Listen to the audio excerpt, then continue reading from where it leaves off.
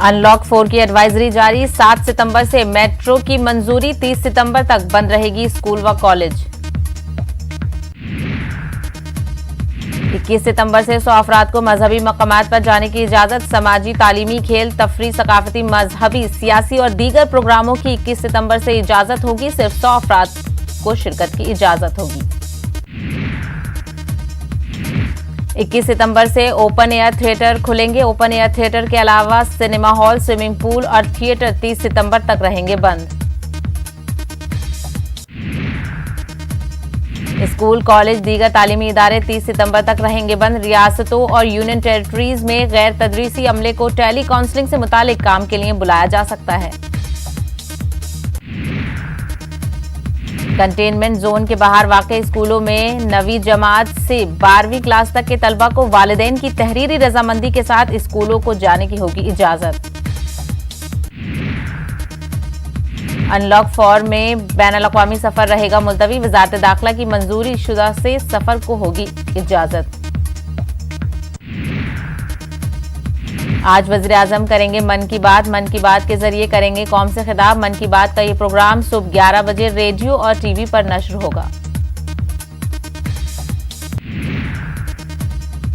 वज़ीर आज़म नरेंद्र मोदी ने रानी Lakshmibai agriculture university की इमारत का किया इफ्तिताह। कहा, ज़री शोबे में जब हम खुद इन्हिसारी की बात करते हैं तो ये महज अनाज की माकूल पैदावार तक महदूद नहीं होता, बल्कि पूरी देही मईशत का करता है अहाता।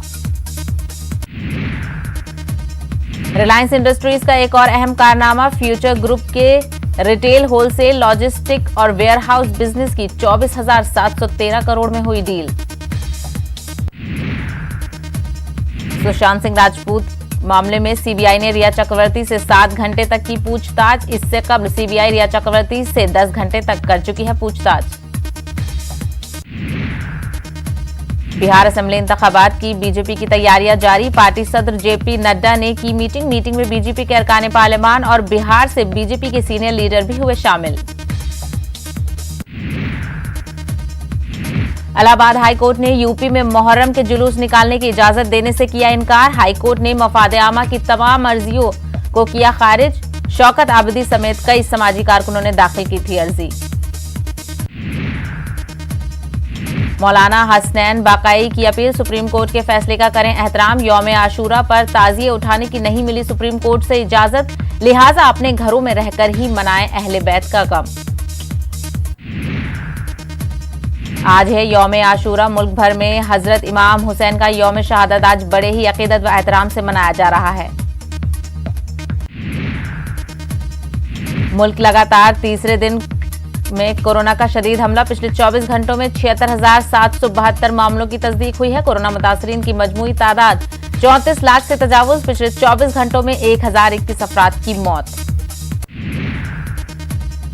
तेलंगाना में गुज़िश्ता 24 घंटों के दौरान कोरोना वायरस के 2,751 मुस्बत मामले आए सामने। 9 अफराद की हुई मौत। रियासत में कोरोना मुतासरीन की तादाद 1,20,161 से तजावुज।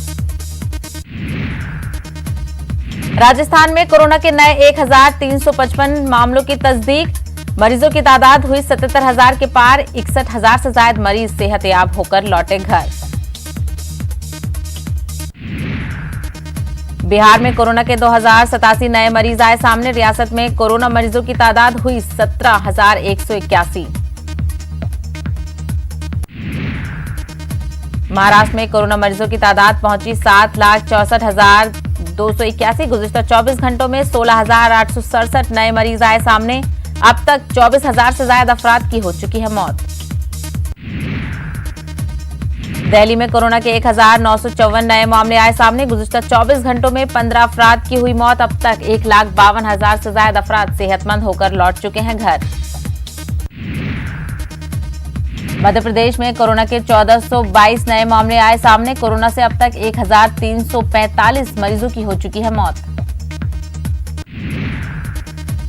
जम्मू कश्मीर में 7 कोरोना मरीजों की हुई मौत। 546 नए मामले आए सामने। 648 अफराद हुए सेहतयाब। पुलवामा एनकाउंटर में हिज कमांडर समेत 3 मिलिटेंट हलाक। एक फौजी जवान की भी शहादत। डीजीपी ने आदिल की हलाकत को बड़ी कामयाबी दिया करार। बिहार में सैलाब की वजह से नदियों की सतह में इजाफा, कोसी नदी की तबाही बदस्तूर जारी, सैलाब की वजह से किसानों की फसलें बर्बाद। मध्य प्रदेश सीएम शिवराज सिंह ने सैलाबी हालात का लिया जायजा, भोपाल कलेक्ट्रेट ने लोगों से की अपील, बारिश में घरों से ना निकलें बाहर, बारिश में डैम और नदी तालाब पर ना जाएं।